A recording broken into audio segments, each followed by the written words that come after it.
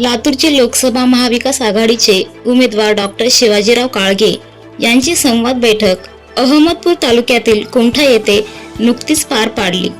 या बैठकीस माजी राज्यमंत्री विनायकराव पाटील, लातूरचे महापौर विक्रांत गोजमगुंडे, पंचायत समितीचे माजी सभापती ॲडव्होकेट RD शेळके, काँग्रेसचे तालुका अध्यक्ष राम बेल्लाळे, सोमेश्वर कदम व कोंढा गावचे सरपंच कांबळे तसेच शहाजी पाटील, शिरोजोदीन आदींची उपस्थिती होती।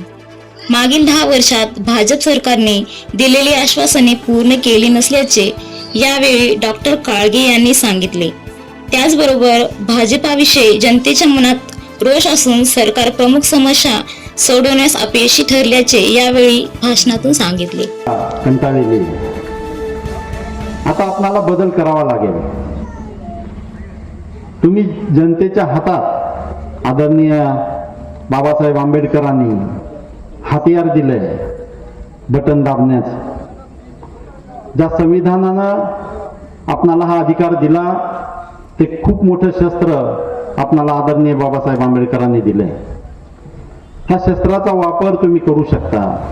येत्या 7 मे दिवशी तुम्हाला कुठलीही शक्ती हे करण्यापासून रोखू शकणार नाही। कितीही पैसा आला, कितीही दडपशाही आली, कितीही राजकारण झालं, कितीही म्हणजे पळवापळवी झाली, तर तुम्ही जर ठरवलं तर हे बटन तुम्ही तुमच्या मनाने दाबून त्यांना त्यांची जागा दाखवून देऊ शकता। खूप मोठा हा आधार लोकशाही वाचवण्यासाठी आदरणीय बाबासाहेब आंबेडकरांनी तुम्हाला आम्हाला दिला आहे। आणि आजचं सरकार, आजचे नेते ह्या लोकशाहीमध्ये सुद्धा हे संविधान बदलण्याची भाषा करत आहेत। त्या गोष्टीवर कुठंतरी सगळ्यांनी विचार करणं गरजेचं आहे।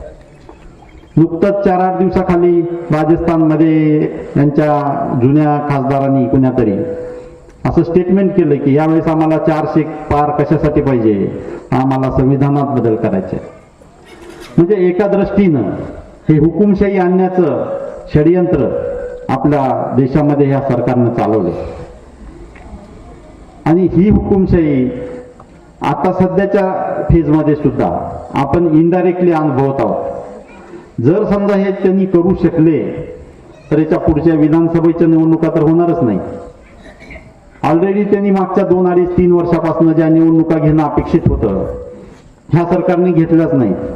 जिल्हा परिषदा घेणं अपेक्षित होतं, पंचायत समिती घेणं अपेक्षित होतं, राज्यातल्या बऱ्याच महानगरपालिकेच्या इलेक्शन्स घेणं अपेक्षित होतं, नगरपंचायतीच्या इलेक्शन्स घेणं अपेक्षित होतं, पण दुर्दैवानं त्या घेतलं गेलं नाही। या विरोधात जनता विचार करणं गरजेचं आहे। कितीतरी प्रश्न अनुत्तरित आहेत सध्या। शेतकऱ्याचे प्रचंड प्रश्न अनुत्तरित आहेत।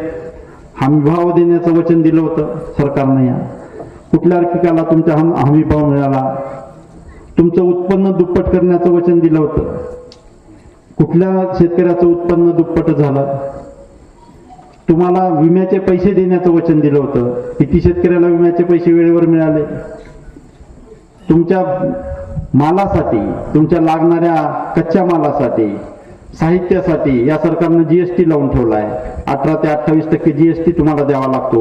म्हणजे तुम्हाला वापराव्या लागणाऱ्या प्रत्येक गोष्टीसाठीची महागाई तुम्हाला फेस करावी लागते। आणि तुमचा माल मात्र दुसऱ्याच्या मनावर त्यांच्या रेटने विकावा लागतो। 2014 साली असलेलं 4-4.5 हजार रुपयाचं सोयाबीन आजही त्याच रेटनं आपण विकतोय। किती शिल्लक राहते हो, मी तुम्हाला विचारण्याची गरज नाही।